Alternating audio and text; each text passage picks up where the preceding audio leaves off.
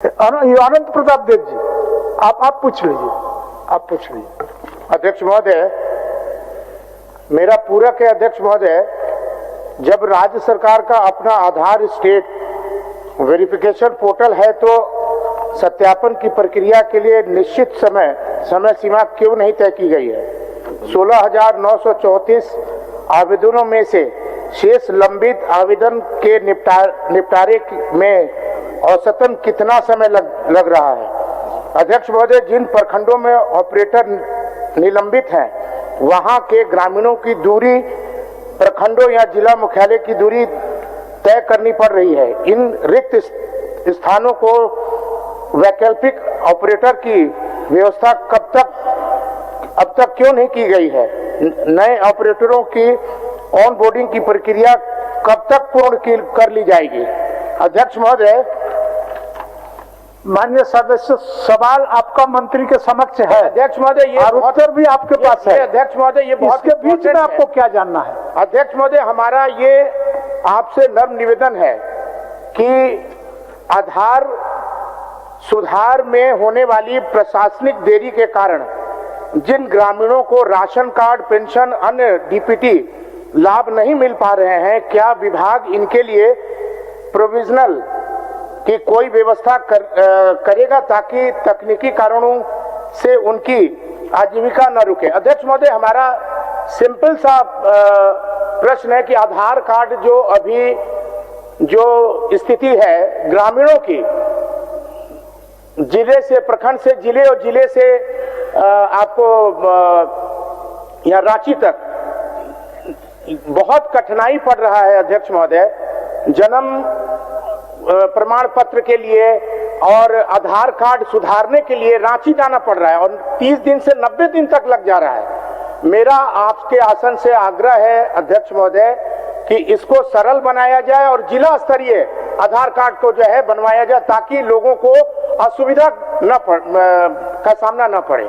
माननीय मंत्री जी। महोदय,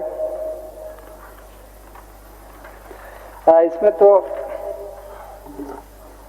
जो बातों को उद्धृत किए माननीय सदस्य है कि 30 दिन 90 दिन लग जा रहे हैं, उस समय सीमा कैसे कम हो और ग्रामीण क्षेत्रों के लोग प्रखंड मुख्यालय से रांची आने में उनको काफी दिक्कतें आ रही है, इस पर कुछ सुधार हो, यही माननीय सदस्य चाह रहे हैं।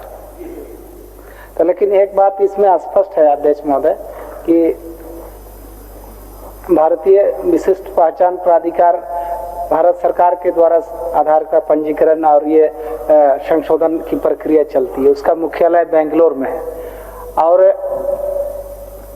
जो ऑपरेटर और जो पंजीकरण के लिए जो आवेदन देते हैं, यदि उनके द्वारा कुछ लोग गलती निबंधन या सर्टिफिकेट देके या कुछ प्रक्रिया में गलत कर देते हैं तो सीधे भारत सरकार के द्वारा ही उनको निलंबित किया जाता है।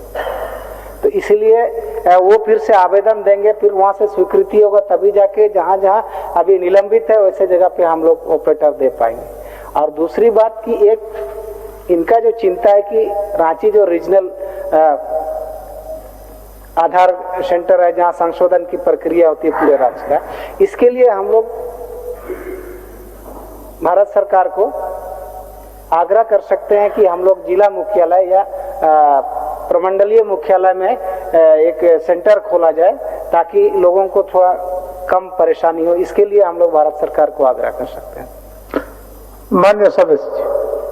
अध्यक्ष महोदय, अभी माननीय मंत्री जी के द्वारा एक आग्रह है हमारा कि राज्य सरकार UIDAI के साथ समन्वय स्थापित कर जिला स्तरीय पर ही डिस्ट्रिक्ट रजिस्ट्रेर को अधिक शक्तियां देने का विचार रखती है, क्योंकि डिस्ट्रिक्ट में अगर हो जाएगा अध्यक्ष महोदय तो मेरे ख्याल से रांची आने की आवश्यकता नहीं पड़ेगी। मेरा बस निवेदन है, क्योंकि हर चीज आधार से जुड़ा हुआ है, चाहे आप राशन कार्ड बनाएं, चाहे आप जन्म प्रमाण पत्र बनाएं, सब चीज आधार से जुड़ा हुआ है। और हम लोग जब अपने विधानसभा क्षेत्र में जाते हैं तो लोग यही चर्चा करते हैं कि हम लोग अगर पता भी सुधारना करना पड़े, किसी भी प्रकार का आधार सुधारना पड़े तो हम लोगों को बहुत कठिनाई पड़ना है, और इतने गरीबी इलाके रांची कैसे आएंगे वो लोग? तो ये सारे बिंदुओं को रखते हुए मेरा आपके आसन से माननीय मंत्री जी से आग्रह है कि जिला स्तर में कम से कम इसको ये कराया जाए ताकि लोगों को सुविधा मिल सके। क्रिकेट के विश्व मंच पर छा रही हैं रांची की प्रतिभाएं। इन प्रतिभाओं को संवार रहा है जेके इंटरनेशनल क्रिकेट एकेडमी। अनुभवी कोच की देखरेख, सुविधाओं से लैस जेके क्रिकेट एकेडमी अनुशासन और आत्मविश्वास का विश्वास भरा सफर।